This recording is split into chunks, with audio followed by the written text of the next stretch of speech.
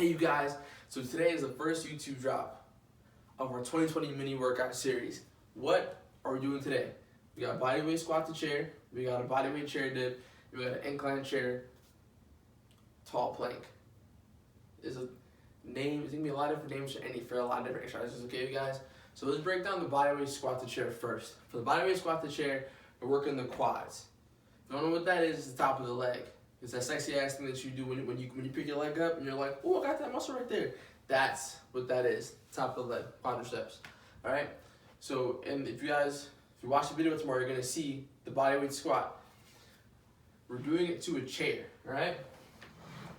Main focus is here. I want you guys to make sure your butt touches the chair. As soon as it touches the chair, you guys can come right back up. We want to keep our back flat. We want to keep. This is gonna be weird.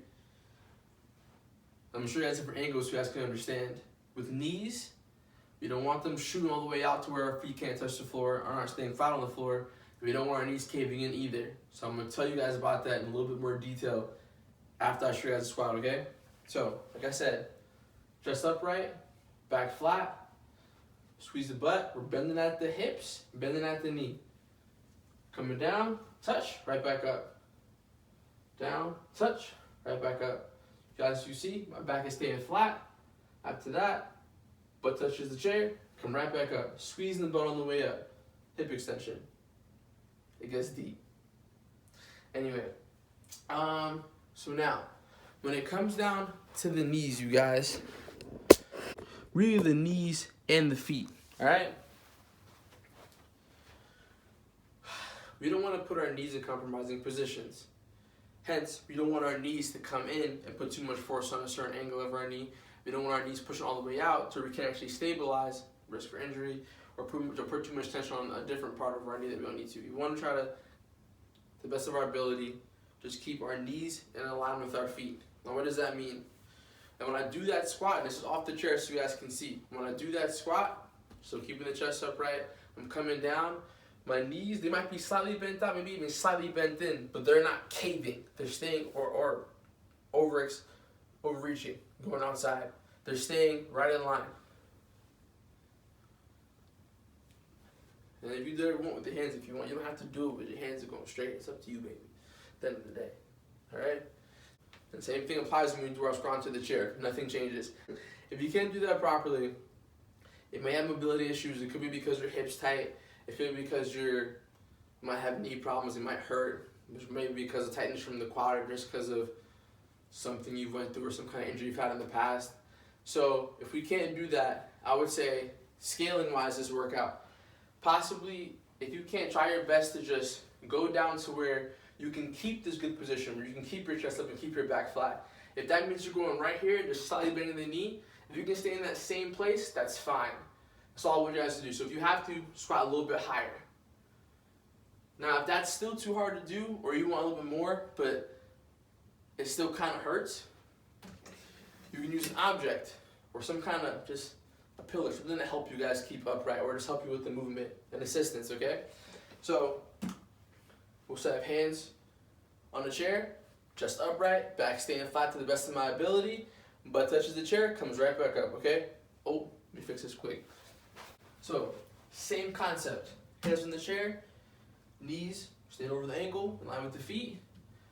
We're coming down, touch, right back up. Oh, see, I used it too much. Or maybe it was just too hard for me to do. Assistance. Okay? Same thing, got the help, touch, right back up. I would say use something that's more stable, that's not gonna, but you get the gist. Make it a little bit easier for you. You can have assistance or have somebody help you. Spouse, best friend. If you don't got nobody, get your dog if you have one. If you don't got a dog, fuck. Find something to hold on to. You'll figure it out. In all seriousness. And that is that for the bodyweight squat. Now for the bodyweight chair dip, all right? In the video you guys will see, goes here, chest nice and upright, bending at the elbow, and just for now, for difficulty purposes, I want you guys to keep the feet under the knee, okay? What do I mean when I say that? I'll show you the dip first and then I will go into it, all right? Chest upright, feet under the knee, Bending at the elbow as far as we can comfortably bend. After that, come right back up. Trying our best to not let our feet move. We're keeping ourselves nice and strong and our core is tight. Right back up. Alright? Now, if you feel any discomfort in the shoulder, don't do the exercise. At whatever point you feel it, stop right there if you want to continue the exercise. If it's still hard, alright, you guys, just for scaling purposes, just hold the position. Alright? Just keep the arm straight. You're still working the tricep. You're not putting it through range of motion, but it's still staying flexed to hold you in this position. Chest upright, knees over the feet. Nice stretch chest, and back up. Now I didn't go into it. I think I said it within the exercise, but I didn't. In a bodyweight chair dip, you're working the tricep. Now, everybody wants a nice tricep. It's like having a nice butt. We all know that's the truth, all right? For years and years, people have talked about how women want nice triceps. Whatever. It is nice. But guys fucking want them too. You cannot tell me, okay, that as a male, you have never sat back and like when you're at the pool, you get out of the freaking pool, right? And all of a sudden it's like, that's my hair going back. I'm balling, I don't got it. But just act like my hair is there, okay? And all you see is this fat ass horseshoe on the back of your arm or the back of somebody's arm. You're just like, damn, they definitely work out. The point is, people care about the muscle definition of the tricep. You kind of want it to be seen. It's kind of a good place for people to be able to go, oh wow, I have muscle. All I gotta do is shake my arm and I can see it. It's that thick old thing on the back of your arm, triceps. I went over the movement. Before, like I said, big thing here, seriously. Shoulder discomfort, just don't do it. If you ever feel pain in any movement, if it's a squat, if it's a deadlift, and I don't mean like, oh, I'm getting sore. I mean legitimate pain, okay? Like, oh shit, I can't move this. This don't feel right. If that happens, don't do the exercise. Don't do it. It's not worth it. It's not worth tearing something. I've done it. It's not fun. It's not worth damaging a joint that you can't come back from or getting surgery, even if it is easy and a quick fix. And even if you come back stronger, you can get strong now and not have to break the whole thing in order to fix it. Take care of yourself now so life is easier later on, okay? Last movement. I said incline chair tall plank. It's a chair. You can say chair tall plank, you can say incline tall plank, you can, whatever. The point that I'm trying to, the movement that I'm doing, get this out of the way, is a tall plank, which is just doing a plank on the arms, okay? And on a higher position, whether it's on a chair, whether it's on an incline, whatever it is, who's gonna be on the incline? As long as it's on a higher position, okay? Here, we're just holding, keeping the butt nice and squeezed, arms straight, shoulders down and back. Talk about the scapula another day. It gets complicated, but to the best of your ability, just try basically think about having an upright posture from your feet all the way to your head, okay? But the only difference is that you're leaning onto something on your hands, or on your elbow, or on your fist if you have wrist problems, whatever it is. But the goal is straight arms, shoulders down and back, keeping the butt squeezed, keeping the core tight. If we're not keeping the core tight, that's what happens. If we're kind of too high, it might be a little bit too easy. You don't want to do that either, okay? So keep your butt squeezed, back nice and flat. It might look from your head or from your shoulders down to your ankles, it might look like one straight line if you got it like that. Now, if you got a booty and you got a dunk, you can't help having a big, you know what I'm saying? Like, you got a butt, it's going to pop. But it should be a straight line with a bump. You understand what I'm saying? Okay. Now, when we're doing the incline tall plank, we're working the core. Anything that's stable, we're just holding, working the core. Technically speaking, we're also working the shoulders as well because we're having to leave the shoulders in a position where it gets worked. Because it's having to hold us up. If movement is too hard, the easiest way we can scale this or we can make it easier is this increasing the height, okay? We'll bring back my lovely assistant. If it's really that hard to go down low, just bring it a little bit higher.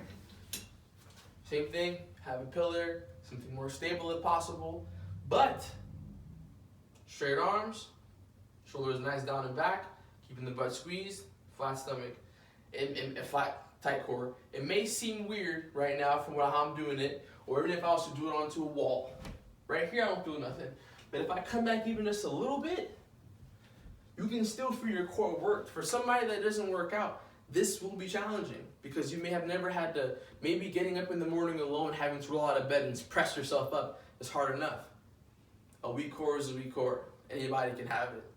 But that's why I'm doing this. Now, if this is easy, which for most of you it probably will, all these exercises, if all the exercises are easy, which most of you probably will, that's a good thing. If they're not, we gotta work a little bit, get a little bit healthier, okay?